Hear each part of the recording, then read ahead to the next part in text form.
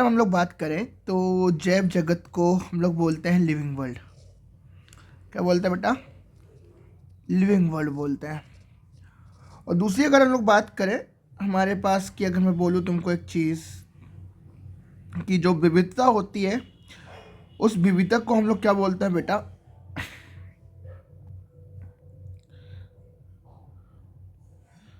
उस विविधता को हम लोग बोलते हैं डाइवर्सिटी।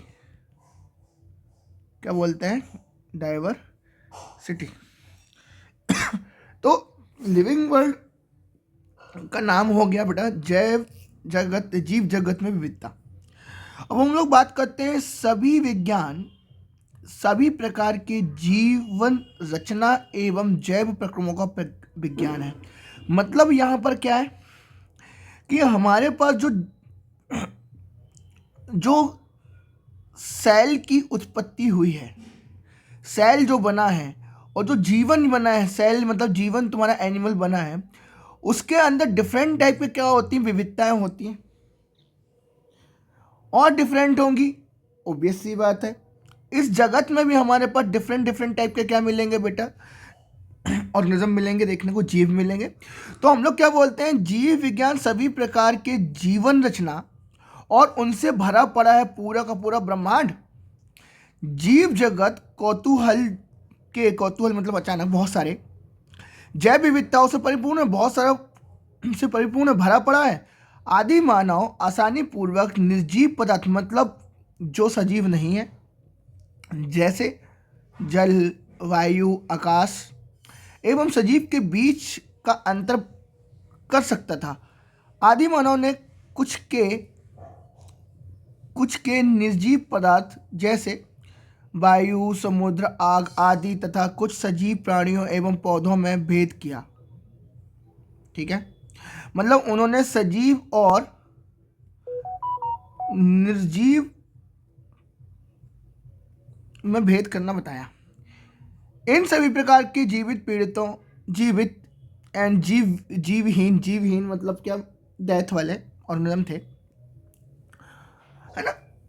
तथा कुछ सजीव प्राणियों एवं पौधों में भेद किया। इन सभी प्रकार के जीवित और जीवहीन स्वरूप में उन्होंने जो सामान्य विशिष्टताएं बताई, उनकी क्या क्या खूबियां थी वो बताई। उनके द्वारा भय या दूर भागने के भाव पर आधारित थी। अब उन्होंने इनको दो चीज़ कि इनको एहसास किया और बताया कि ये हमारे लिए सही है या गलत है। ठीक है, द्वारा भय और दूर भगाने के भाव पर आधारित थी। सजीवों का वर्णन जिसमें मानव भी शामिल था, सजीव मतलब जो लिविंग है। मानव इतिहास में काफ़ी बाद में प्रारंभ हुआ, जो समाज आया बाद में, जीव विज्ञान की दृष्टि से मानवोद्भव विज्ञान में संलग्न हुआ, मतलब मानव विज्ञान में गया। जैव वैज्ञानिक और उसको जैव वैज्ञानिक हमने बोला। क्या बोला बेटा? जैव वैज्ञानिक बोला हमने, साइंस बोला। सीमित प्रगति दर्ज कर सके। अब जीव स्वरूप के वर्गीकी मतलब हम लोग क्लासिफिकेशन, विज्ञान स्मारकी विवरण ने विस्तृत पहचान प्रणाली, नाम पद्धति, वर्गीकरण पद्धति आवश्यकता प्रदान की, है ना। कौन कौन सा बेटा ध्यान रखना? पहचान प्रणाली, नोमेनक्लेचर, क्लासिफिकेशन। पहचान कैरेक्टराइजेशन, नाम नोमेनक्लेचर, वर्गीकरण क्लासिफिकेशन। ठीक है, इसके बाद हमारे पास क्या आता है बेटा? इसके बाद ये आता है हमारे पास कि इस प्रकार के अध्ययनों पर सभी प्रकार के प्रचक्रण सजीवों द्वारा ऊर्ध्वाधर एवं क्षैतिज, ऊर्ध्वाधर और क्षैतिज दोनों की समानताओं के भागीदारी को मान्यता देना था। वर्तमान के सभी जीवों के परस्पर संबंध और साथ ही पृथ्वी पर आदिकाल वाले सभी जीव के साथ उनके संवाद का रहस्योद्घाटन मानवीय अहंकार और जीव विविधता के संरक्षण के लिए संस्कृति आंदोलन के कारण थे। इस प्रकार के अनुगामी अध्ययनों के वर्गीकरण परिप्रेक्ष्य वैज्ञानिक प्राणियों एवं पादुओं के वर्गीकरण सहित वर्णन के बारे में पढ़ेंगे। सिंपल इज दैट, इसमें एक बताया गया है कि हमारे पास जो था पृथ्वी पर आदिकाल बहुत पुराने समय से जीव क्या होते हैं, उनके संवाद, उनमें कहीं ना कहीं कोई ना कोई रहस्य था जो मानव में कुछ चीज़ें बताता था मानव। ठीक है, फिर मानव ने उनके बारे में, जैव विविधता के बारे में बताया और उनका संरक्षण करना चला। जैसे अगर मैं बात करूं हिंदू संस्कृति में और सनातन संस्कृति में, हम लोग क्या करते हैं, हर एक ऑर्गेनिज्म, चाहे वो चूहा हो, चूहा तुम देखोगे गणेश जी का सवारी था। अगर मैं बात करूं मोर, मोर किसका है, कार्तिकेय जी का है ना। कृष्ण का क्या बात करोगे, गोकुल गाय की बात करोगे, है ना। शंकर जी की बात करोगे, क्या है तुम्हारे पास बेटा, नाग देवता। इज इट क्लियर, है ना। अब हम लोग बोले हमारे पास पीपल, बरगद का पेड़ है उसमें, तो हमारे पास क्या हुआ कि हमारे ह्यूमन ने अपने अहंकार को छोड़ते हुए अपनी संस्कृति को इस जगत में रहने वाले प्राणियों के साथ क्या किया, इन्होंने संबंध बनाए और उनको संरक्षण करने के लिए उन्होंने अपनी संस्कृति में इसको अडेप्ट करवाया। ध्यान रखना, इज इट क्लियर, है ना। अब ये ध्यान रखना, ये आ सकता है, नीट में भी आ सकता है और तुम्हारे सीटी में, तुम्हारे पास सीटी बोल रहा हूँ, आपके बहुत सारे अभी वर्ग 1 में एग्जाम में भी आ सकता है कि जो अर्नेस्ट मेयर था उसका जन्म कब हुआ था, 5 जुलाई 1904 कैम्पटन जर्मनी में हुआ था। इनको हार्वर्ड विश्वविद्यालय के विकासपरक वैज्ञानिक थे। इनको 20वीं सदी का डार्विन कहते हैं, ध्यान रखना। 20th सेंचुरी डार्विन किसको बोलते हैं हम लोग, अर्नेस्ट मेयर को बोलते हैं। क्या बोलते हैं, 20th सेंचुरी डार्विन। 100 विज्ञानियों में महान थे। मेयर ने 1950 हार्वर्ड विश्वविद्यालय कला विज्ञान एवं संकाय में नौकरी प्राप्त की। 1975 में Alexander Agassiz professor of zoology एमिराट्स की पदवी का साथ अवकाश प्राप्त किया। ध्यान रखना, ये देख अलेक्जेंडर, अब तुमको मैंने बताया, ध्यान रखना, एक बताया तुमको मैंने क्या बेटा, 20th सेंचुरी 22वीं शताब्दी के डार्विन किसको बोलते हैं, अर्नेस्ट मेयर को। जन्म 5 जुलाई को हुआ था। और फिर मैंने बताया तुमको बेटा क्या, Alexander Agassiz professor of zoology emeritus की पदवी मिली कब, 1975 में, ये याद रखना तुमको। फिर 80 साल की कार्यरत थे। कितने साल कार्यरत थे बेटा, 80 साल। इन्हें किस में, पक्षी विज्ञान, वर्गीकरण विज्ञान, प्राणी भूगोल, विकास, वर्गीकी एवं जीव विज्ञान के इतिहास के दर्शन के बारे में अनुसंधान केंद्रित रहा। ठीक है, इसके बाद इन्होंने क्या बोला कि इन्होंने लगभग अकेली विकास विज्ञान के केंद्रीय प्रश्न जाति विविधता की उत्पत्ति को खड़ा किया, जो कि आज सच है। इसके साथ ही अपने हाल ही में स्वीकृत जीव वैज्ञानिक जाति वर्गीकी की परिभाषा की अगुवाई की। मेयर को 3 पुरस्कार दिए गए, जिन्हें व्यापक तौर पर जीव विज्ञान के 3 ताजों की संज्ञा दी। ध्यान रखना, ये 3 ताज, ट्रिपल क्राउन, किसको, ट्रिपल क्राउन किंग किसको बोलते हैं हम लोग बेटा, अर्नेस्ट मेयर को। 1, 2 एंड 3, ये 3 पॉइंट हैं जो यहाँ से क्वेश्चन तुमको दे सकते हैं, ध्यान रखना, मोस्ट इंपॉर्टेंट है। ठीक है ना, ठीक है ना। और 1983 में जो का वॉलजॉन प्राइज मिला था, 1988 में इनको इंटरनेशनल प्राइज मिला था और 1990 में क्रॉफोर्ड प्राइज मिला था। अब क्या बोलूं, अब मैं इसलिए बोल रहा हूँ बेटा एक चीज़ कि क्योंकि क्या हुआ था, हुआ ये था कि लास्ट ईयर इन पैराग्राफ से 3 क्वेश्चन आए थे। कितने आए थे, 3, इसलिए मैं ये तुमको बता रहा हूँ।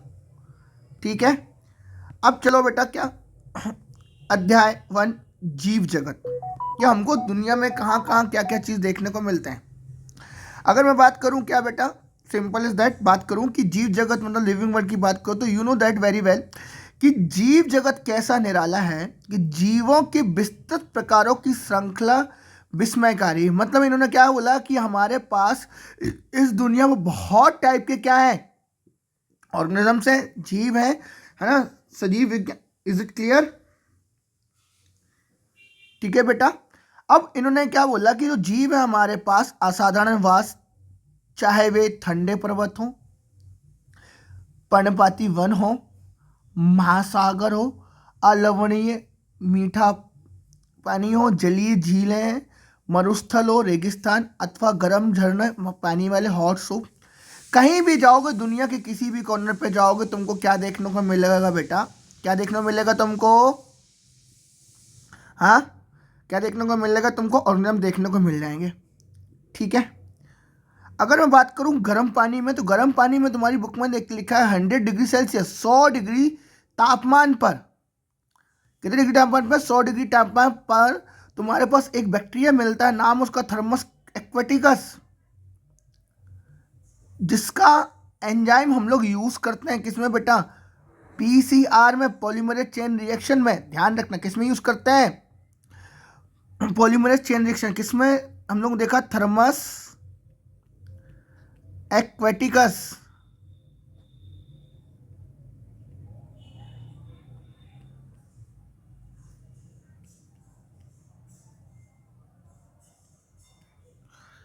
ठीक है। अब घाटियों में खिलते फूल अथवा आक्रमणकारी सार्क की सुंदरता। अब इन्होंने क्या बोला कि सुंदर दौड़ती हुई घोड़े हैं हमारे पास, प्रवासी पक्षी है, घाटियों में खिलते फूलते अथवा आक्रमणकारी सार्क है हमारे पास, जो ग्रेट वाइट सार्क चमत्कार का आह्वान करती है। मतलब हमारे पास क्या है? ये अर्थ है। इस अर्थ में हमारे पास वेरिएशन बहुत सारे क्या है? ऑर्गेनिज्म है जो अलग अलग टाइप के देखने को मिलते हैं। अगर मैं बात करूं परिस्थिति ग्रोथ की, भाई पारिस्थितिकी ग्रोथ, इकोसिस्टम का ग्रोथ भी करते हैं। पारिस्थितिकी, ठीक है, पारिस्थितिकी तंत्र, इकोसिस्टम, ध्यान रखना। तथा समष्टि के सदस्य तथा समष्टि की समुदाय में सहयोग अथवा यहाँ तक कि कोशिका में आणविक गतिविधि में पता चलता है, उसके अंदर की जो मॉलिक्यूल्स रहते। ठीक है। थोड़ा वो क्या बोलते हैं, ट्रेन निकलने लगी थी इसलिए मैंने स्टॉप कर दिया। अब हमारे पास क्या है बेटा? हम लोग क्या देखते हैं? आणविक गतिविधि मतलब मॉलिक्यूलर। ध्यान रखना, डीएनए, आरएनए और प्रोटीन वोटीन जो भी है, मॉलिक्यूलर इसकी बात कर रहे हैं कि वास्तव में जीवन क्या है। तो इस प्रश्न में दो निर्विवाद प्रश्न है, दो हम बिना कुछ सोचे क्वेश्चन जिसका आंसर हमको मिलना बहुत क्या मुश्किल हो जाएगा। पहला तकनीकी है, जो जीव और निर्जीव क्या है हमको ये बताना पड़ेगा, निर्विवाद है, हम लोग को ये बताना पड़ेगा। इसका उत्तर खोजने के का प्रयत्न करता है। तथा दूसरा प्रश्न दार्शनिक है, जो यह जानने की प्रयत्न करना है कि जीवन का उद्देश्य क्या है। पहला तो हमको बताना है कि जीव, निर्जीव, सजीव और निर्जीव क्या है, कैसे बताएंगे? तो हमको इसके लिए प्रॉपर्टीज देखनी पड़ेंगी इसकी। और दूसरा क्या है कि जीवन का उद्देश्य, जीवन अगर तुम लोग पैदा हुए हैं तो क्या करना है। तो वैज्ञानिक होने के नाते हम दूसरे प्रश्न को उत्तर देने का प्रयास नहीं करेंगे, पर हम इस विषय पर चिंतन करेंगे कि जीव क्या है। ठीक है। जीव जगत में विविधता मतलब हमारे पास जितने भी जीव हैं, चाहे वो पादप जगत हो, चाहे वो जैव जगत, चाहे वो जंतु जगत हो,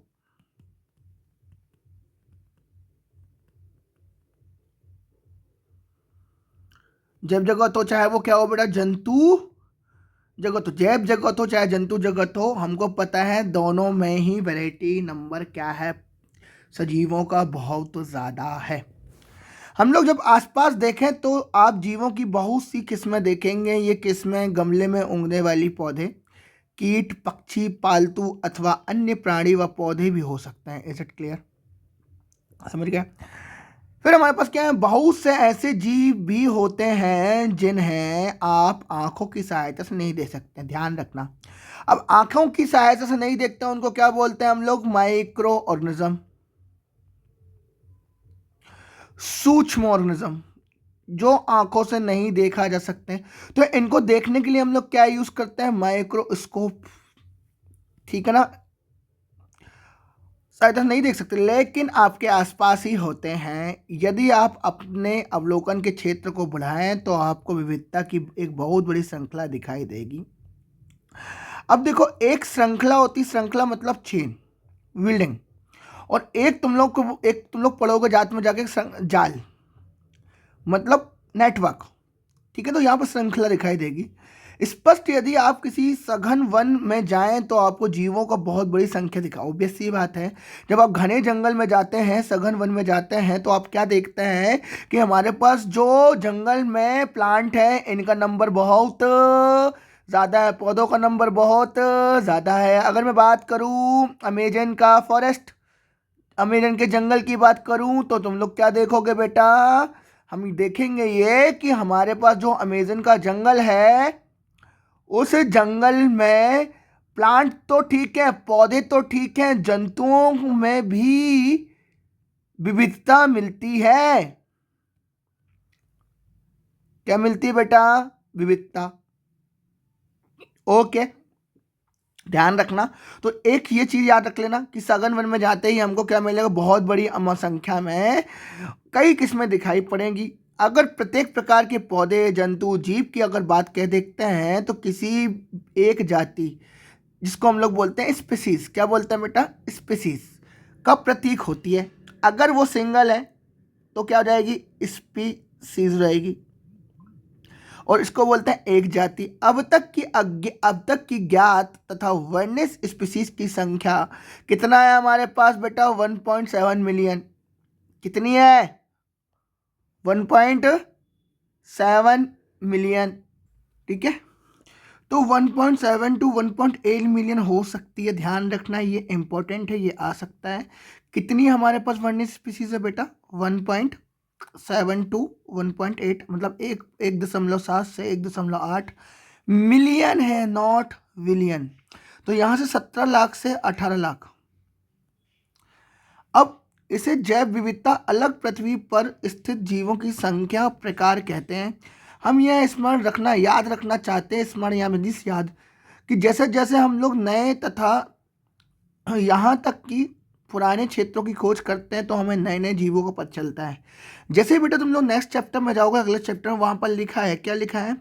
कि एक मुट्ठी भर मिट्टी में, एक मुट्ठी भर मिट्टी में हमको 100 टाइप के क्या मिलते हैं? 100 प्रकार के जीव देखने को मिलते हैं, बैक्टीरिया देखने को मिलते हैं। यहाँ पर लिखा हुआ है, नेक्स्ट चैप्टर में जाओगे तो जैसा कि ऊपर बताया गया कि विश्व में मिलियन पौधे और प्राणी हैं, हम पौधे तथा प्राणियों को उनको स्थानीय नाम से जानते हैं।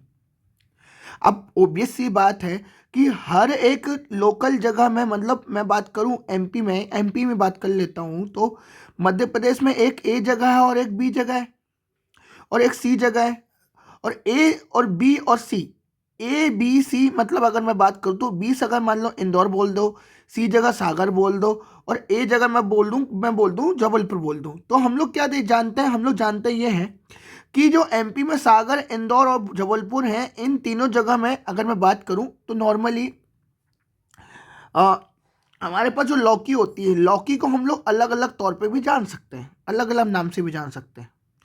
पर अगर मैं उसको इंग्लिश में बोलूँ तो हम लोग इंग्लिश में एक ही नाम रहेगा हमारे पास। तो ऐसा क्या करें कि हम सबको जानने के लिए एक ही चीज़ बनाएं, एक ही नामकरण करें, और उसके लिए हमको कोई ना कोई लैंग्वेज, कोई ना कोई भाषा देखनी पड़ेगी बेटा। तो इसलिए क्या हुआ कि पहले हमारे पास नामकरण पद्धति आई जिसको नॉमेनक्लेचर कहा गया। तो स्मरण रखना हमारे पास है, तो पुराने नए आए, तो अब स्थानीय नाम थे। अब जैसे हम कई लोग आम की छोटी छोटी रहती है उनको अंबिया बोलते हैं। क्या बोलते हैं? अमिया।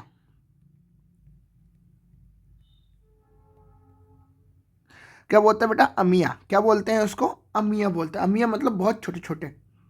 तो प्रत्येक जीव का एक मानक नाम होता है जिससे उसी नाम से सारे विश्व में उसको जाना जाए, जिसको हम लोग नामकरण पद्धति, ध्यान रखना कौन सी पद्धति? नामकरण। इंग्लिश में बोले तो नॉमेनक्लेचर। नॉमेनक्लेचर। स्फुटता नाम पद्धति तभी संभव है जब जीवों का वर्णन सही हो और हम यह जानते हो कि यह नाम किस प्रकार का हो। इसको आइडेंटिफिकेशन, पहचानना कहते हैं। बात समझ में आई? कि नामकरण पहले नहीं कर सकते हैं, सबसे पहले क्या करेंगे? पहचानेंगे, तब तो किसी का नामकरण करेंगे ना बेटा। बात समझ में आ रही है?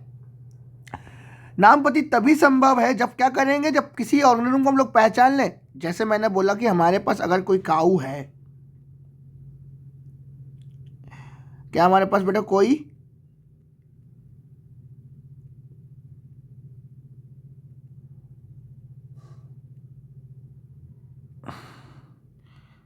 अब कोई काऊ है हमारे पास, तो इस काऊ को तभी पहचान सकते हैं जब हमारे पास क्या हो बेटा? इसके पूरे नक्शे कदम की जानकारी हो हम लोग को, ठीक है, तभी हम लोग उसको पहचान सकते हैं। तो सिंपल सी बात है, गाय को पहचान तभी पाएंगे जब हम उसके सभी लक्षण, कैरेक्टर को जान पाएंगे, उसको बता पाएंगे। उसमें 2 आंख होती है, कान होता है, मुंह होता है, लाइक वैसे ऐसी चीज़ बता सकते हैं। तो अध्ययन को सरल करने के लिए अनेक वैज्ञानिक ने प्रत्येक ज्ञात सजीव को वैज्ञानिक नाम देने की प्रक्रिया बनाई। अब जब प्रक्रिया बनाई तो एक कार्यक्रम चालू किया। उस कार्यक्रम में ये हुआ कि जैसे हम लोग बात करें, सिंपल सी बात है, जब एक मैरिज होती है तो एक मैरिज, शादी डायरेक्टली नहीं होती। सबसे पहले हमारे घर वाले जाएंगे लड़के को देखने, फिर लड़की वाले जाएंगे हमको देखने, हमारा परिवार देखेंगे, लड़का क्या करता है, लड़की क्या करती है, लड़का लड़की को क्या इंटरेस्ट है, लाइक चीज़ें ऐसे। तो ऐसे क्या होता है कि अगर ऑर्गेनिज्म है, उनको अपना अपना प्रत्येक प्रकार की गीत जो क्या करना है, नाम देने की प्रक्रिया बनाई जाती है, ठीक है। तो अध्ययन सरल करने के लिए अनेक वैज्ञानिकों ने प्रत्येक ज्ञात जीव को वैज्ञानिक नाम देने की प्रक्रिया बनाई। इस प्रक्रिया को विश्व में सभी जीव विज्ञान ने स्वीकार किया। पौधों के लिए वैज्ञानिक नाम का आधार सर्वमान्य नियम है, कसौटी है, जिंदगी कसौटी की ध्यान रखना नियम है, वो मानना ही पड़ेगा, जिनको इंटरनेशनल कोड के नाम से जाना गया। जैसे अगर मैं बात करूँ बॉटनी के लिए, तो हमारे पास क्या आता है, ICVN, international code of botanical nomenclature, ICBN, और एक और ये होता है ICNB, international code for nomenclature of bacteria. तो बैक्टीरिया के लिए होगा। आप पूछ सकते हैं कि प्रक्रिया का नामकरण कैसे किया जाता है। अगर मैं बात करूं जंतु जगत की, तो जंतु जगत के प्राणियों के लिए international code of zoological nomenclature, logical nomenclature. अब देखो मैं एक चीज बताऊं, इंग्लिश में जाओगे तो इंग्लिश में एक में ऑफ लिखा है, एक में फॉर लिखा है, ध्यान रखना। वैज्ञानिक नाम की यह गारंटी प्रत्येक जीव का एक ही नाम रहे, तो किसी भी प्रकार की वर्णन से विश्व में किसी भी भाग में लोग एक ही नाम ले सकें। तो हमारे पास जैसे एक नाम है Mangifera indica, Mangifera indica, mango Mangifera बोलते हैं इसको। तो जीव विज्ञान की क्या सजीवों के विज्ञान नाम देने के लिए सजीव मान्य नियमों का पालन करते हैं। प्रत्येक नाम के 2 घटक, दो क्या होते हैं, 2 वर्ड होते हैं, एक और दो घटक, एक ए और एक बी, 2 घटक अलग अलग होंगे। पहला घटक जो रहेगा वो वंश नाम होगा, दूसरा घटक होगा जो जाति बताएगा। पहला घटक क्या बताएगा, वंश नाम, दूसरा घटक क्या बताएगा, जाति, संकेत और पद बताएगा। इस प्रणाली में 2 नाम के 2 घटक होते हैं, जिनको द्विपद नाम पद्धति कहते हैं, बायनॉमिनल क्लोचर बोलते हैं, बायनॉमिनल क्लेचर बोलते हैं। इसको बताने वाला एक साइंटिस्ट है, जैसे किसका नाम था, कैरोलस लीनियस। इन्होंने सुझाया कि उपयोग सारे विश्व के जीव वैज्ञानिक करते हैं। 2 शब्दों वाली नामकरण पद्धति बहुत सुविधाजनक है। आओ आपको जाने। अब ध्यान रखना, इसमें क्या याद रखना है, इसमें याद रखने के लिए तुम्हारे पास क्या क्या है। इसमें याद रखने के लिए तुम्हारे पास ये है कि मान्य नियमों का पालन करने के लिए हमारे पास कितने घटक हैं, 2, वंश नाम, जाति, संकेत, पद, द्विनाम पद्धतिकरण। उसके पहले जाओगे तो हमारे पास जूलॉजी के लिए ये है और बॉटनी के लिए है, और हमारे पास अगर नाम पद्धतिकरण ये है और पहचानना ये है, तो पहचानोगे तभी नाम पद्धतिकरण कर पाओगे। ध्यान रखना, ये जो अंडरलाइन किया मैंने ये याद रखना, एक जैव विविधता 1.7 मिलियन, और ये भी याद रखना, ये जो पॉइंट कर रहा हूँ इन सबसे क्वेश्चन आया हुआ है। अब हम लोग बात करते हैं किसकी बेटा, किसकी बात करते हैं अब हम लोग, सिंपल सी, कि ये जो तुमको जो द्विनाम पद्धति वो किसने दी, द्विनाम पद्धति जो दी है वो किसने दी बेटा, किसने दी, जल्दी बताओ। कैरोलस लीनियस ने दिया, ये भी याद रखना है, साइंटिस्ट का नाम याद रखना है। अब यहाँ पर आगे की तरफ चलते हैं, तो आगे की तरफ देखते हैं कि इसका उपयोग सारे विश्व में करना पड़ेगा हमको, तभी हम सुविधाजनक। तो आओ आम के उदाहरण द्वारा वैज्ञानिक नाम। आम का उदाहरण का नाम क्या है, देखो मैंजीफेरा इंडिका आ गया, यहाँ पर क्या आ गया, मैंजीफेरा इंडिका, क्या आ गया बेटा, मैंजीफेरा इंडिका। जब हम मैंजीफेरा इंडिका की बात करते तो यह नाम कैसे द्विपद है, द्विपद मतलब क्या बेटा, जो मैंजीफेरा है और जो इंडिका है, ये मैंजीफेरा और इंडिका दोनों वंशनाम और एक घटक वंशनाम को बताएगा और दूसरा घटक उसकी जाति को बताएगा। तो यहां पर देखोगे आगे, अगर जो इंडिका है, इंडिका एक विशिष्ट स्पीसीज है, स्पीसीज अथवा जाति है।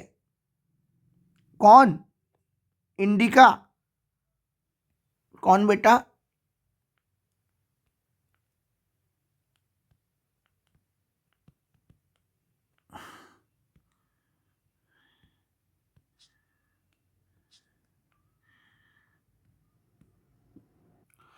अब देखो, एक क्या बता रहा है बेटा?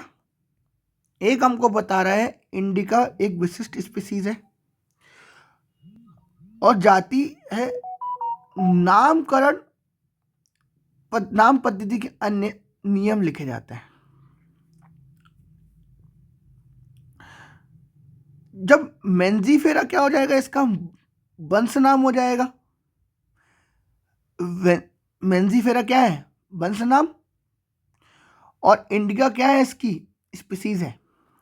तो जैविक नाम प्राय लैटिन भाषा में होते हैं। ध्यान रखना कि अब याद रखने वाली बात है कि हमारे पास जो नामकरण किया जाएगा वो किस भाषा में किया जाता है? लैटिन भाषा में। क्यों किया जाता है? क्योंकि ये जो भाषा है ये डेड लैंग्वेज है। कौन सी लैंग्वेज है बेटा? मरी हुई लैंग्वेज है। क्यों? क्योंकि ये जो लैंग्वेज है, ध्यान रखना हमेशा, क्या याद रखोगे कि दुनिया में कहीं भी ये लैंग्वेज इसी नाम से जानी जाती है। वो पढ़ाई के लिए ही यूज़ कर जाती है, नॉर्मल लोग बोलते नहीं हैं। अब तिरछे अक्षरों में लिखे जाते हैं। अगर लिखेंगे तो हम लोग किस में लिखेंगे बेटा? तिरछे वर्डों में लिखेंगे। तिरछा ऐसा, ठीक है। अगली चीज हमारे पास क्या है? इनका उद्भव चाहे कहीं से भी हो, इन्हें लैटिन भाषा का व्युत्पन्न समझा जाता है। ठीक है ना। अब नाम, जैविक नाम में पहला शब्द क्या है? वंश नाम बताता है। दूसरा शब्द क्या बताता है? जाति को बताता है। जैविक नाम को हम हाथ से लिखते हैं तो दोनों अक्षरों को अंडरलाइन, रेखांकित करते हैं। जब हाथ से लिखेंगे तो क्या करेंगे? रेखांकित करेंगे। छपाई में तिरछा लिखेंगे एंड रेखांकन करने का उनके लैटिनाइज करेंगे। ILU जब हम लोग क्या करेंगे?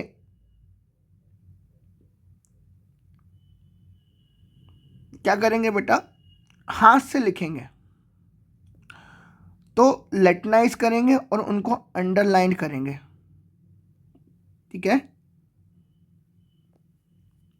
लैटिनाइज करेंगे और इनको अंडरलाइन करेंगे और तिरछे वर्डों में इनको लिखा जाएगा।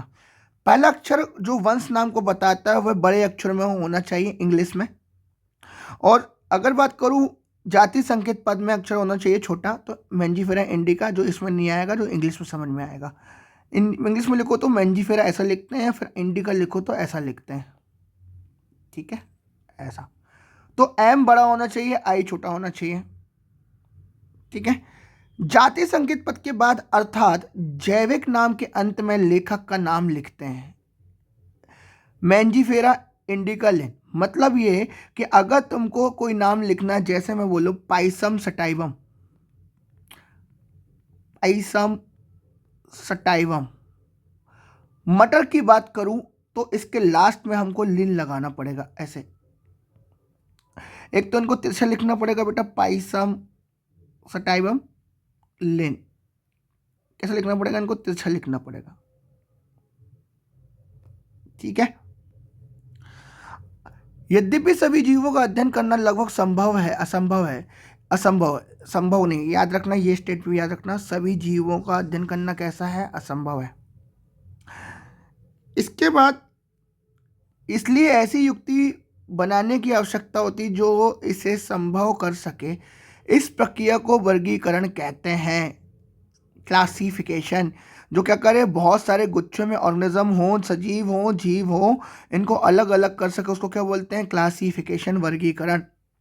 वर्गीकरण वह प्रक्रिया जिसमें कुछ सरलता से दृश्य गुणों के आधार पर, किसके आधार पर, गुण के आधार पर सुविधाजनक वर्ग में वर्गीकृत किया जा सकता है, वर्ग में डाला जा सकता है, या फिर वो जैव जगत हो, जैव जगत या मीन्स वॉट जंतु जगत हो, और कोई क्या हो पादप जगत हो, उन दोनों को अलग अलग कर सकते हैं। उदाहरण के तौर पे हम पौधों अथवा प्राणियों की कुत्ता बिल्ली अथवा कीट सरल से पहचान लेते हैं। जैसे कि हम इन शब्दों का उपयोग करते हैं उसी समय हमारे मस्तिष्क में इन सब चीज़ों के गुण आ जाते हैं, जिससे उनको उस वर्ग में के संबंध में जो होता है, जो हम जहाँ रखना है उनको चाहते हैं। जब आप कुत्ते की विषय में बात सोचते हैं तो आपको मस्तिष्क में उसकी प्रतिबिंब बनता है। स्पष्ट है आप कुत्ते को देखेंगे ना कि बिल्ली को, ठीक है, ऑब्वियस सी बात, जिसकी बात करोगे उसको देखोगे। यदि एल्सेशियन के बारे में बात करें, समझ में सोचें, तो हमको पता लगता है कि हम किसके विषय में सोच रहे हैं। ये एल्सेशियन क्या है बेटा? ये भी एल्सेशियन एक जीव का नाम है, ठीक है, ठीक है।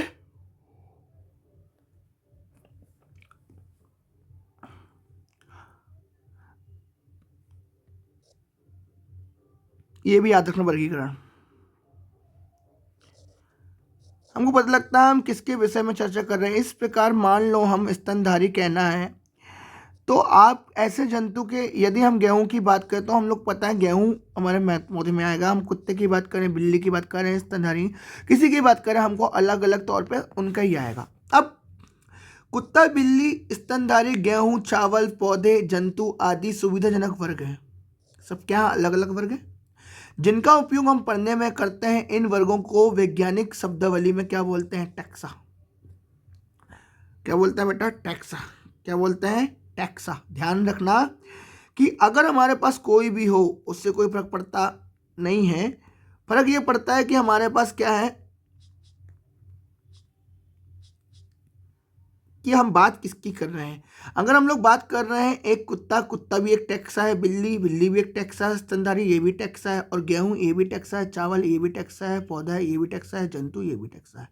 हर एक अलग अलग का वर्ग है और इन वर्गों को हम लोग टैक्सा बोलते हैं। यहां आपको स्वीकार करना चाहिए कि टैक्सा भिन्न स्तर पर सही वर्गों को बता सकता है। पौधे भी एक टैक्सा है, गेहूं भी एक टैक्सा है, इसी प्रकार जंतु, स्तनधारी, कुत्ता, ये सभी क्या टैक्सा। लेकिन क्या आप जानते हैं कि कुत्ता एक स्तनधारी भी है? ओबियस सी बात है कि हमारे पास क्या है कि ये मेमेलियन, कुत्ता मेमेलियन के अंदर आएगा, स्तनधारी जिसमें मेमोरी ग्लैंड मिलेगी जो दूध देगी। ऐसी कुत्ता विभिन्न स्तरों में टैक्सा को बताता है। अगर मैं बात करूं और क्या बिल्ली हमारे पास एक स्तनधारी, यस वो भी क्या है, एक स्तनधारी है। इसलिए स्तनधारी कुत्ता विभिन्न, इसलिए गुणों के आधार पर सभी जीवों को विभिन्न टैक्सा में वर्गीकृत कर सकते हैं। गुण जैसे प्रकार, उसके प्रकार कितने होते हैं, रचना कैसा बना हुआ, कोशिका की रचना कैसी है, उसकी विकासीय प्रक्रम कैसा, कैसे बड़ा हुआ वो, और जीव की परिस्थिति सूचनाएं आवश्यक कैसी हैं। ध्यान रखना, ये अंडरलाइन कर लो कि हम ऑर्गेनिज्म को कैसे वर्गीकृत कर सकते हैं। प्रकार कितने टाइप के होते हैं, गुण कितने टाइप के होते हैं, उसके रचना कैसी बनी हुई, इसकी कोशिका की रचना कैसी है, विकासीय प्रक्रम कैसा है, जीव की पारिस्थितिक सूचनाएं आवश्यक हैं, और आधुनिक तौर पर अगर बोलूं, आधुनिक वर्गीकरण अध्ययन के आधार पर कर सकते हैं। ठीक है। अब इसलिए हमको क्या करना पड़ेगा, जो ऑर्गेनिज्म है ये याद रखना, इसलिए विशेषीकरण, पहचान, अभिज्ञान, वर्गीकरण तथा नाम पद्धति आदि ऐसे प्रक्रम प्रणाली जो वर्गीकरण विज्ञान के आधार पर है।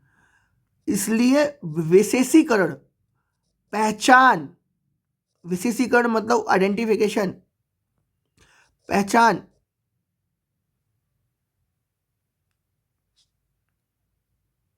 विशेषीकरण आइडेंटिफिकेशन नहीं, पहचान मीन्स विशेषीकरण, आइडेंटिफिकेशन होगा, क्लासिफिकेशन, विशेषीकरण कैरेक्टराइजेशन होना चाहिए, पहचान और वर्गीकरण इस नाम पद्धति के आदि से प्रक्रम प्रणाली जो वर्गीकी विज्ञान को सहारा देते हैं। ध्यान रखना, 3 नाम, विशेषीकरण, पहचान और वर्गीकरण, ये 3 मोस्ट इंपॉर्टेंट है जो कि कई बार नीट में क्वेश्चन आया हुआ है। ठीक है ना। अगर मैं बात करूं किसकी बेटा, अब मैं बात करता हूँ, वर्गीकी कोई नई नहीं है।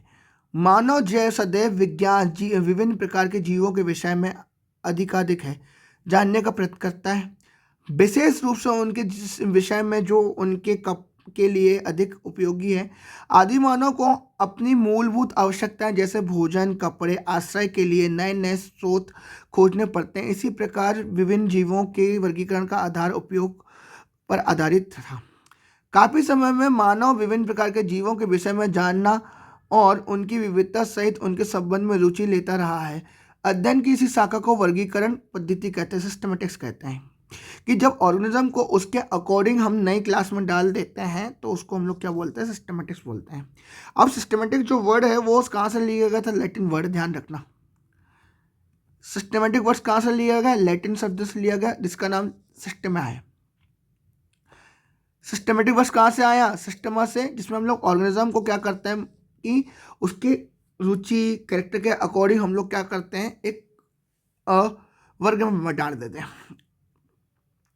अब हमारे पास ऐसे ही क्या है जिसका अर्थ है जीवों की नियमित व्यवस्था। जीवों की ध्यान रखना, एक क्वेश्चन बनेगा कि तुम्हारे पास सिस्टमा का मतलब क्या होता है। सिस्टमा का मतलब क्या होता है, जीवों की नियमित व्यवस्था, एक उसका नियम कि जीवन कैसे जिया जा रहा है। तो लीनियस जो साफ थे उन्होंने सिस्टमा में क्या लिखा, अपने पब्लिकेशन का टाइटल सिस्टमा नेचुरली रखा। ध्यान रखना किसमें, सिस्टमा नेचुरली। किसने लिखा, लीनियस ने। तुम लोगों से पूछेगा एक क्वेश्चन ये भी बनेगा, सिस्टम नेचुरली कहाँ से लिया गया, सिस्टम नेचुरली किसने दिया था, लीनियस ने दिया था, बुक। ठीक है, जहाँ से सिस्टम वर्ड लिया गया और सिस्टमेटिक बताया गया। अब वर्गीकरण पद्धति में पहला क्या है, पहचान, आइडेंटिफिकेशन दिख गया, नाम पद्धति नोमेनक्लेचर दिख गया, वर्गीकरण को शामिल किया गया है।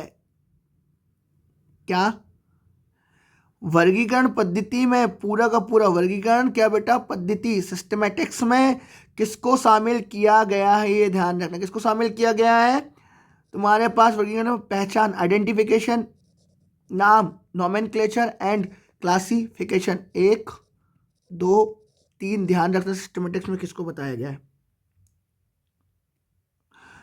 अब विकास की, जीवों में विकास की संबंध भी ध्यान रखना है। अगर वर्गीकी संबंध की बात करोगे तो वर्गीकरण एकल सोपान प्रक्रम नहीं है, एक बार में हम लोग संभव नहीं कर सकते, बल्कि इसमें पदानुक्रम सोपान होते हैं, बहुत सारे होते हैं, जिसमें प्रत्येक सोपान, प्रत्येक पद पर हमको सब कुछ देखना जरूरी होता है। अथवा वर्गीकी प्रदर्शित करता है, चूंकि संवर्ग सभी समस्त वर्गीकी व्यवस्था है, इसलिए इसे वर्गीकी संवर्ग कहते हैं। क्या बोलते हैं बेटा, वर्गीकीय संवर्ग। वर्गीकीय संमत मतलब क्या, कैटेगरी। क्या बेटा, कैटेगरी। तो पदानुक्रम होते हैं जिसमें हम लोग 7 होते हैं, कितने होते हैं हमारे पास, 7। तो कैटेगरी कितनी होती है, 7 कैटेगरी होते हैं। उन कैटेगरी में हम लोग क्या करते हैं, अलग अलग तौर पे अलग अलग कैरेक्टर को लेके हम लोग क्या करते हैं, इसको डिवीजन करते जाते हैं और फाइनली हमको एंड में किंगडम मिल जाता है, जगत मिल जाता है कि किस ऑर्गेनिज्म को किस जगत में रखना है। अगर मैं बात करूं प्रत्येक, वर्गीकी मतलब क्या होता है, ध्यान रखना, वर्गीकी का मतलब क्या होता है, कैटेगरी। क्या मतलब होता है बेटा इसका, कैटेगरी।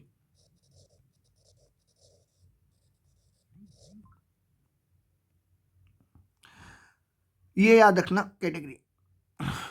वर्गीकी पदानुक्रम बनाते हैं, जो वर्गीकी क्या बनाते हैं, पदानुक्रम। 7 तुम्हारे, कितने तुम्हारे पास, 7 है।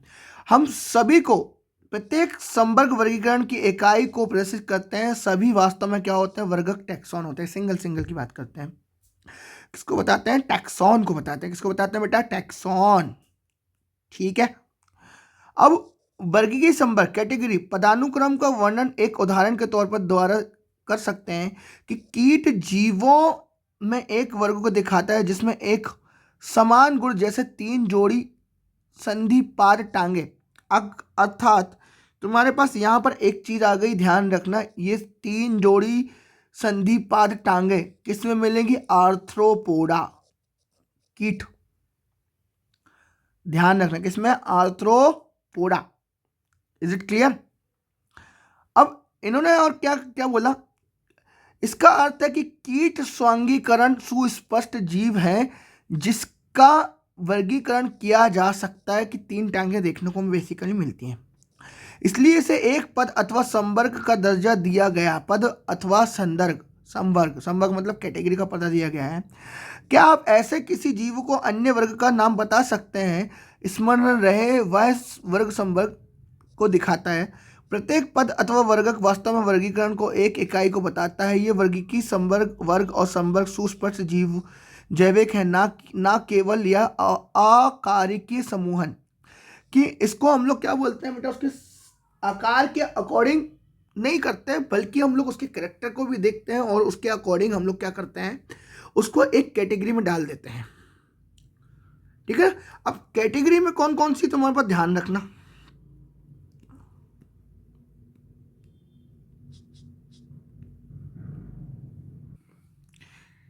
अब सभी ज्ञात जीवों के वर्गीकी अध्ययन से संबंध समान कैटेगरी तुम्हारे पास कौन सी? पहला किंगडम, संघ। किंगडम, किंगडम को क्या बोलते हैं? जगत। पहला जगत, किंगडम। फिर क्या आता है? संघ, संघ को क्या बोलते हैं? फाइलम। फिर भाग, पौधों के लिए डिवीजन, पौधों के लिए क्या आएगा? डिवीजन, ध्यान रखना। वर्ग, क्लास, गण, ऑर्डर, कुल, फैमिली, वंशज, जीनस। और जीनस तुम्हारे पास कैसा लिखा जाएगा? कैपिटल में। जाति, स्पीसीज कैसे लिखा जाएगा? स्मॉल लेटर में। किसने दिया था? द्विपदीय सब पद्धति किसने दी थी? कैरोलस लिनियस ने दिया था। विकास हुआ पौधों एवं, ध्यान रखना जो मैं बोल रहा हूँ वो पूछेगा यही चीज। पौधे तथा प्राणियों दोनों स्पीसीज निचले संवर्ग में आती हैं। पौधे तथा प्राणियों दोनों में स्पीसीज सबसे निचले। तुमको पूछेगा स्मॉलेस्ट यूनिट, सबसे छोटी यूनिट क्या होती है? तुमको बताना पड़ेगा क्या होती है बेटा सबसे छोटी यूनिट क्या होती है तुम्हारे पास? स्पीसीज, जाति जो होती है सबसे छोटी यूनिट होती है किसी भी संवर्ग में। एक कैटेगरी में सबसे छोटी कैटेगरी कौन सी होती है? संवर्ग में स्पीसीज होती है, ध्यान रखना एक चीज। चलो, अब यह प्रश्न पूछ सकते हैं कि किसी जीव के विभिन्न संवर्गों में कैसे दिखते हैं। तो इनके लिए मूलभूत आवश्यक हमारे पास ये दिया हुआ है। आ जाओ जरा अपन पढ़ते हैं। अब स्पीसीज जाति की बात करते हैं तो वर्गीकी अध्ययन में जीवों के वर्ग जिसमें मौलिक समानता होती है उसे स्पीसीज कहते हैं। मतलब क्या कि ऐसे ऑर्गेनिज्म जो एक एरिया में रह रहे हैं और आपस में आसानी से रिप्रोडक्शन कर पा रहे हैं और बच्चे पैदा कर सकते हैं, उनको हम लोग क्या बोलते हैं? स्पीसीज बोलते हैं। उनमें उनमें आपस में मौलिक समानता होती है, वो आसानी से पहचान सकते हैं, स्पीसीज कहते हैं। ठीक है। आ जाओ, उसमें समस्त समीपस्थ संबंधित स्पीशीज से उनके आकारिकीय विभिन्नता के आधार पर उन्हें एक दूसरे से अलग कर सकते हैं। obvious सी बात है कि एरिया में बहुत सारे ऑर्गेनिज्म उनको अलग कर सकते हैं। क्या हम इसके लिए मैंजीफेरा इंडिका आम की बात करें, सोलेनम ट्यूबरोसम आलू की बात करें और पैंथेरा लियो तीनों की बात करें, पैंथेरा लियो शेर, जब तीनों की बात करते तो हमको मैंजीफेरा इंडिका देखते ही रात में मतलब सोचते ही हमको पता चलता है कि आम का पौधा कितना बड़ा होता है। आलू, आलू का पौधा हमको पता होता है कि जमीन में होता है, नीचे पता ही रहता है कितना छोटा सा आलू होता है। और पैंथेरा लियो शेर का नाम सुनते ही हमको क्या होता है? दहाड़ की आवाज आती है। तो तीनों नामों में इंडिका, ट्यूबरोसम और लियो तीनों क्या बताती हैं? जाति बताती हैं। कौन कौन बेटा? इंडिका, ट्यूबरोसम और लियो तीनों क्या बताती हैं? जाति बताती हैं। और मैंजीफेरा, सोलेनम और पैंथेरा तीनों क्या बनाते हैं? वंश के नाम बताते हैं। ठीक है, कोई दिक्कत? ये पूछ लेगा, नाम दे देगा हमको ऐसे और पूछ लेगा इसमें वंश क्या है, इसमें जाति क्या है। ठीक है। दूसरा पूछेगा कि हमको मैंजीफेरा इंडिका लिख दिया और नीचे पीछे लगा दिया लिन, पूछ लेगा कौन सा नामकरण सही है। ठीक है। अब यहां पर आओ, प्रत्येक वंश के अर्थ एक अधिक जाति संकेत पद हो सकते हैं। विभिन्न जीवों जिनमें आकारिकीय गुण समान होते हैं, जिनको हम देख के बता सकते हैं, को दिखाते हैं। उदाहरण के तौर पर पैंथेरा में एक अन्य जाति संकेत पद है जिसमें टिग्रिस है। Panthera leo, Panthera pardus, Panthera tigris, tiger वाली। ये जो टिग्रिस होते हैं, पैंथेरा लियो होता है, पैंथेरा पार्डस होता है, ये टॉप कंज्यूमर होते हैं। टॉप कंज्यूमर, ध्यान रखना ये लेवल 4 में आते हैं। किस में आते हैं बेटा? लेवल 4 में, ट्रॉफिक लेवल 4 में आते हैं, ठीक है ना। जो कि कंज्यूमर्स होते हैं, क्या होते हैं? कंज्यूमर्स। कौन से? कार्निवोर्स होते हैं। और ह्यूमंस की बात करूँ, ह्यूमंस कैसा होता है? ओमनीवोर्स। कुत्ता कैसा? ओमनीवोर्स। कैट कैसी है? ओमनीवोर्स, जो सब खाती है। तो tigris, Panthera tigris, Panthera leo, Panthera pardus, ठीक है ना। Solanum, Solanum nigrum, Solanum melongena और Solanum tuberosum. Solanum tuberosum, Solanum nigrum, Solanum melongena. मानव जाति की सेपियंस है। मानव जाति का क्या है? सेपियंस, जो होमो वंश में आता है, ऑब्वियस सी बात है, इसलिए इनका नाम होमो सेपियंस रखा गया। वंश जीनस क्या होती है? सबसे छोटी या उससे छोटी और कौन? स्पीसीज। स्पीसीज से मिलकर क्या बनेगा? जीनस। तो वंश में संबंधित स्पीसीज का एक वर्ग जिसमें स्पीसीज के गुण अन्य वंश में स्थित स्पीसीज की तुलना में समान होते हैं। बहुत क्लियरली क्या होते हैं? क्लोज होते हैं। हम कह सकते हैं कि वंश समीपस्थ संबंधित स्पीसीज का एक समूह है। जीनस, एक जीनस वंश कैसे बनता है? स्पीसीज से मिलकर बनता है। स्पीसीज सबसे छोटी यूनिट है और ग्रुप ऑफ स्पीसीज जो बनाती क्या है? वंश बनाती है। क्या बनाती है बेटा? वंश, ठीक है। कहते हैं कि वंश समीपस्थ संबंधित एक समूह। उदाहरण के तौर पर आलू, टमाटर, बैगन, ये दोनों अलग अलग स्पीसीज हैं। आलू, टमाटर और बैंगन, दोनों ये तीनों अलग अलग क्या है? स्पीसीज है। लेकिन ये सभी वंशज किस में आते हैं? सोलेनम में आते हैं। तो सोलेनम के एग्जाम्पल ध्यान रखना, क्या क्या है हमारे पास सोलेनम का एग्जाम्पल बेटा? आलू है, टमाटर है और बैंगन, भट्टा जिसको बोलते हैं, भट्टे, सब किस में आते हैं? सोलेनम में आते हैं। शेर में पैंथरा लियो, पैंथरा पार्डस और पैंथरा टिग्रिस। शेर, चीता और लायन, तीनों के तीनों किस में आते हैं? Panthera leo, Panthera pardus. ये भी ध्यान रखना, ये चीज ये मोस्ट इंपॉर्टेंट है इस चैप्टर में। आलू, टमाटर, बैंगन, टमाटर तथा बैंगन, ये दोनों तीनों होना चाहिए, तीनों होना चाहिए, दोनों नहीं होला। अलग अलग स्पीसीज हैं, बट ये आते किस में? सोलेनम में आते हैं। लियो और चीता, पैंथर, पार्डस, पैंथर टिग्रिस, जिसमें बहुत से गुण होते हैं, सभी वंश पैंथरा में आते हैं। अब तुम्हारे पास और भी वंश कौन से हैं? फेलिस और कैनिस।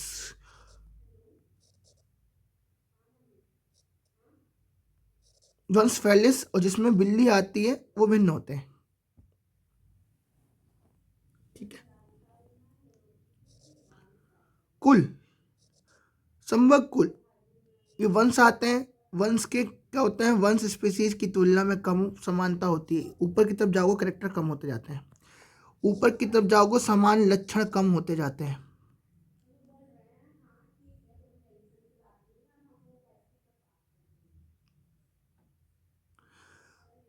कुल के वर्गीकरण का आधार पौधों के कायक और जनन गुण के, ध्यान रखना किसके किसके? कायक, कायक एंड जनन गुण, कायक एंड। तो ऊपर की तरफ जाने पर लक्षण क्या होता है हमारे पास? कम होते जाते हैं, ठीक है। अब कुल वर्गीकरण का आधार पौधे कायक, कायक मतलब फिजिकल, तथा जनन गुण, जनन गुण। उदाहरण के पौधों में 3 वंशज सोलेनम ट्यूबरोसम, पिटूनिया तथा धतूरा को सोलनेसी कुल में रखा गया है। आलू, पिटूनिया और धतूरा, तीनों के तीनों क्या होते हैं? कहाँ, किस फैमिली में आते हैं? सोलनेसी में आते हैं। कुल भी वही है उनका, ठीक है। जबकि प्राणी वंश पैंथरा, शेर, बाघ, चीता आदि को फेलिस, बिल्ली के साथ फेलिडी फैमिली में रखा गया है। किस में रखा गया है? और जबकि तुम्हारे पास बिल्ली तथा कुत्ते को के लक्षण को देखते हुए दोनों को कैनिस में रखा गया। रखना दोनों की कुलों, दो दो भिन्न कुलों कैनेडी और फेलिडी में रखा गया है। तो फेलिडी में तुम्हारे पास कौन आता है? बिल्ली आती है। कैनेडी में कौन आता है? डॉग आता है। गण ऑर्डर। आपने पहले देखा कि संवर्ग जैसे स्पीसीज वंश कुल समान तीनों लक्षणों पर आधारित है, तो प्रायः गण अन्य उच्चतर वर्गीय संवर्ग को कैटेगरी पहचान लक्षणों के समूहन के आधार पर करते हैं। तो गण में उच्चतर वर्ग होने के कारण कुलों के समूह होते हैं। कुलों के क्या होते हैं? समूह होते हैं, जिनके कुछ लक्षण एक समान होते हैं, और इसमें से कुछ लक्षण ऐसे कुल शामिल विभिन्न होते हैं कि वंशज अपेक्षा कम कम होते हैं। ओबवियस सी बात है, ऊपर से नीचे। ठीक, फिर गण ऑर्डर पे जाओ। जब ऑर्डर की बात करते हो तो तुम्हारे पास जो हम लोग थे वहाँ पर रुके थे कि उच्चतर वर्ग होने के कारण कुलों के समूह होते हैं, और इनमें करेक्टर कैसे होते हैं? कुछ लक्षण एक समान होते हैं। कुछ लक्षण सम करेक्टर क्या होता है? एक समान, और एक जैसे लक्षण लक्षण कुल में शामिल विभिन्न वंश की अपेक्षा कम होने होती है। तो वंशज की अपेक्षा क्या होती है बेटा? हमारे पास कम होती है। तो पादप कुल में अगर मैं बताऊं तो कॉर्न वुल वुलेसियाई फैमिली, सोलिनेसियाई और पोलिनेसियाई फैमिली,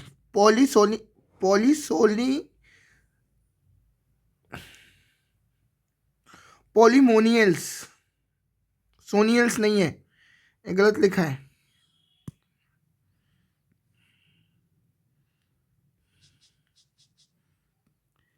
ये कॉन्वोल्वुलेसियाई, सोलिनेसियाई, पॉलीनोसोनियल्स नहीं है, पॉलीमोनियल्स है ना? एम कर लेना इसको। अब जाओ गण में रखा गया, इस कारण मुख्य आधार पुष्पी लक्षण, जबकि प्राणी तुम्हारे पास जो होते हैं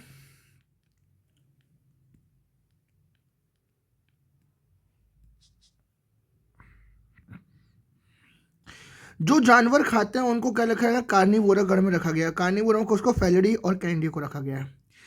क्लास संवर्ग संबंधित उदाहरण प्राइमेटा, प्राइमेटा जिसमें बंदर, गोरिल्ला और गिब्बन आते हैं। ध्यान रखना क्या क्या? Primata, gorilla, Gibbon, gorilla Gibbon, बंदर गोरिल्ला गिब्बन किस में आते हैं? प्राइमेट्स में आते हैं। और कार्निवोरा जैसे बाघ, बिल्ली, कुत्ता, ये भी मेमिलियन वर्ग में आते हैं। तो हमारे पास गिब्बन, बंदर, गोरिल्ला और मेमिलियन, इन सबको किस में रखा गया है? मेमिलियन वर्ग में रखा गया है। मेमिलियन क्यों बोलते हैं? क्योंकि इनमें मेमरी ग्लैंड, दुग्ध ग्रंथि मिलती है जो दूध निकालती। ठीक है, और फाइनली इनको जंतु जगत में रखा गया। जंतु जैसे मछली, उभयचर, सरीसृप, पक्षी, स्तनधारी आते हैं। उच्च संवर्ग जैसे संघ कहते हैं का निर्माण करते हैं। इन सभी को एक समान गुणों में रखा गया है। अब हमारे पास ऐसे ऑर्गेनिज्म भी हैं जैसे पृष्ठरज्जु, नोटोकॉर्ड, और पृष्ठीय खोखला तंत्रिका तंत्र। पृष्ठरज्जु, पृष्ठरज्जु क्या मतलब? नोटोकॉर्ड। और पृष्ठीय खोखला तंत्र मतलब तंत्रिका तंत्र के होने के आधार पर कॉर्डेटा संघ में रखा गया है। नोटोकॉर्ड, खोखला तंत्र, तंत्रिका तंत्र के आकार पर इसको कहाँ रखा गया बेटा? कॉर्डेटा में रखा गया। ध्यान रखना, ये याद रखना, 1, 2 और ये कॉर्डेटा ये रखा गया। पौधों में इन वर्गों को जिसमें एक समान लक्षण होते हैं उनको उज्ज्वल डिवीजन में रखा गया है। और फिर इनके बाद आता था किंगडम हो जाता। क्या जाता है? किंगडम, जंतु जगत और प्लांट जगत। अब आगे की तरफ चले तो जगत किंगडम, जंतु के वर्गीकी तंत्र में विभिन्न संघों के सभी प्राणियों को उच्चतम वर्ग संगत में रखा गया है, जहां पर पादप विभिन्न विभिन्न भाग डिवीजन के सभी पौधों को रखा गया है। विभिन्न संघों के प्रकार सभी प्राणियों के एक अलग अलग जगत में एनिमेलिया रखा गया है। एनिमल तो जंतु में, जिससे कि उन्हें पौधों से अलग किया जा सके। पौधों को प्लांटी जगत में रखा गया है। भविष्य में हम इन दो वर्गों को जंतु तथा पादप जगत में कहेंगे। जंतु और पादप जगत, इनमें से स्पीसीज को लेकर जगत तक विभिन्न वर्गीय संवर्ग को आरोही क्रम मतलब एक अवरोही। तो आरोही मतलब असेंडिंग ऑर्डर, और असेंडिंग ऑर्डर मतलब बढ़ता हुआ क्रम, जहाँ पर जाति, फिर वंश, फिर कुल, फिर गण, फिर क्लास और फिर संघ, ये सब आते हैं और फिर संघ जगत बन जाता है। ध्यान रखना, नीचे से ऊपर जाने पे कैरेक्टर क्या होता है, कम होता है, सिमिलर कैरेक्टर कम होता है, और नीचे से आने पर सिमिलर कैरेक्टर क्या होते हैं, बढ़ते हैं। ठीक है। अब पदानुक्रम को देखो तो क्या आप इस व्यवस्था के आधार पर स्मरण कर सकते हैं कि उदाहरण के लिए जैसे जैसे हम स्पीसीज से जगत की ओर ऊपर जाते हैं वैसे वैसे समान गुणों में क्या आती है, कमी आती है, मैंने बताया। और सबसे नीचे जो टैक्सा होता है उनके सदस्यों में सबसे अधिक समान गुण होते हैं। तो नीचे सबसे समान गुण होंगे, ऊपर सबसे कम होंगे। नीचे से ऊपर जाने पर समान गुण क्या होते हैं, डिक्रीज होते हैं। ठीक है। इस तरह टैक्सा संबंध निर्धारित करने पर अटैक कथन हो जाता है, इसलिए वर्गीकरण करना सुनना बहुत अच्छा आसान है। अब ये याद रख लो बेटा कि मानव को होमोसेपियंस बोलते हैं। होमो वंश होता है, कुल उसकी होमोनिडी होती है, गण प्राइमेटा आता है, मेमेलियंस आते हैं और कोडेटा। फिर घरेलू मुर्गी मस्का डोमेस्टिका, मस्का म्यूसिडी, डिप्टेरा, इंसेक्टा। फिर आर्थ्रोपोडा आएगा, आर्थ्रोपोडा के बाद ये कहाँ जाएगा, एनिमेलिया में आ जाएगा। ऐसे तुम्हारे पास इसमें और ऐड कर सकते हो क्या बेटा, क्या ऐड कर सकते हो बताओ जरा। हम लोग वो ऐड कर सकते हैं क्या, पैंथरा टिग्रिस, पैंथरा लियो। और क्या ऐड कर सकते हैं, और भी 2 ऐड कर सकते हैं, क्या क्या बेटा।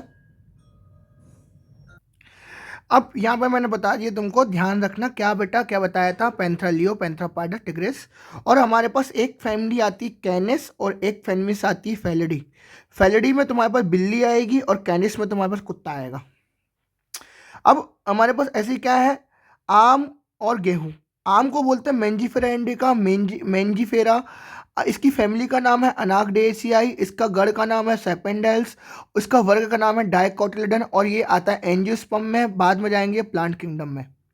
फिर तुम्हारे पास गेहूं Triticum aestivum, Triticum Poaceae family है, पोएल्स इसका गण है, मोनोकोटिलिडन्स है और एंजियोस्पर्म। अब डाइकोट और मोनोकोट क्या होता है, चना देखा है, चना में 2 ऐसी अलग अलग क्या होती है, दाल की आपको अलग अलग फली मिल जाती है, इसको डाइकोटिलिडन। और अगर मैं बात करूं मटर, तो मटर तुम्हारे पास सीगा मिलता है क्या, 1 पीस, नहीं वो भी 2 होता है।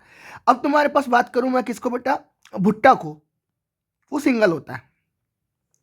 ठीक है, इनको मोनोकोटिलिडन बोलते हैं। और मैं क्या बात करूं यहां पर, और बात करते हैं तुम लोग क्या बेटा, और क्या बात कर सकते हो, क्या बोलते हैं इसको, पिटोनिया, धतूरा और सोलेनेसियाई, सोलेनम नाइग्राम, सोलेनम ट्यूबरोसम, मेलेंजोइना, ये तीनों के तीनों। और एक और तुम्हारे पास इसके साथ एक और फैमिली अगर मैं ऐड कर दूं तो कौन सी, कॉर्न बुलेसियाई फैमिली। ये भी अगर इसमें ऐड कर लोगे तो सब कुछ किस में आ जाएगा, तुम्हारे पास प्लांट किंगडम में आ जाएगा। Is it clear. ठीक है, ये ध्यान रखना, मोस्ट इंपॉर्टेंट है, जो कई बार आया हुआ है। इसके बाद तुम्हारे पास टूल्स थे जो पुरानी एनसीईआरटी में थे, वो डिलीट हो चुके हैं, अब वो पढ़ना नहीं है अगर डिलीट हो चुके हैं तो। अब जीव जगत में प्रचुर मात्रा में विविधताएं दिखाई पड़ती हैं, असंख्य पादप एवं प्राणियों की पहचान तथा उनका वर्णन किया गया है, परंतु अब भी इनकी बहुत बड़ी संख्या अज्ञात है, हमको जानते नहीं है। जीवों के एक विशाल परिसर को आकार, रंग, आवास, शरीर, प्रक्रियात्मक आकारिकी लक्षण के कारण हमें जीवों की संख्या व्याख्या करने के लिए बाधित होना पड़ता है। क्या क्या बेटा, आकार, उसका रंग, आवास कहाँ रहता है, शारीरिक क्रियात्मक कैसी है उसकी, आकारिकी लक्षणों के कारण हमें जीवों की व्याख्या करने के लिए बाधित होना पड़ता है। जीवों की विविधता तथा इनकी किस्मों के अध्ययन को सुसाध्य एवं सरल बनाने के लिए जीव विज्ञानियों ने कुछ नियम और सिद्धांतों का प्रतिपादन किया है, जिससे जीवों की पहचान, उनका नाम, पद्धति तथा वर्गीकरण संभव हो सके। ज्ञान की इस शाखा को वर्गीकी का नाम दिया गया है। पहचान, नाम का पद्धतिकरण और वर्गीकरण, इनको क्या किया, वर्गीकी का नाम दिया गया। पादपों तथा प्राणियों की विभिन्न स्पीसीज का वर्गीकरण, अध्ययन, रूप, कृषि और जैव संसाधन विभिन्नता के सामान्य ज्ञान में लाए हुए लाभदायक प्रसिद्ध है। वर्गीकरण के मूलभूत आधार जैसे जीवों की पहचान करना, नामकरण करना, वर्गीकरण करना विश्वव्यापी रूप से अंतरराष्ट्रीय कोड अंतर्गत विकसित किया गया है। समरूपता एवं विभिन्नता को आधार मानकर प्रत्येक जीव को पहचान गया है, उसे द्विपद नाम जाना गया। हमने बोला घट, द्विघट होते हैं, एक वंशज होता है और एक और क्या होता है, जाति होता है। वैज्ञानिक तंत्र के साथ द्विपद नाम पद्धति जीव विज्ञान का नाम जो शब्दों में लिखकर बना होता है दिया जा सकता है। जब जीव वर्गीकरण तंत्र में संस्थान की निर्देशित किया जाता है, बहुत सी वर्ग पद होते हैं जिन्हें प्रायः वर्ग की कैटेगरी और टैक्सा कहते हैं। यह सभी वर्ग की पदानुक्रम बनाते हैं। ठीक है, और यहाँ पर हमारे पास पहला चैप्टर जो होता है खत्म होता है एनसीईआरटी का। हिंदी में ध्यान रखना, जो मैंने तुमको बताया चीज़ें जो जो इंपॉर्टेंट मैंने अंडरलाइन करी बस वही पढ़ के जाओ और कुछ भी मत पढ़ो। एक बार रीड कर लेना अच्छे से, बाकी जो चीज़ें मैंने अंडरलाइन करी वही याद करना है। एक और याद रखना, 7 मिलियन, हमारे पास 7 मिलियन स्पीसीज जो है वो आइडेंटिफाई हो चुकी है, ध्यान रखना। ओके, ठीक है ना।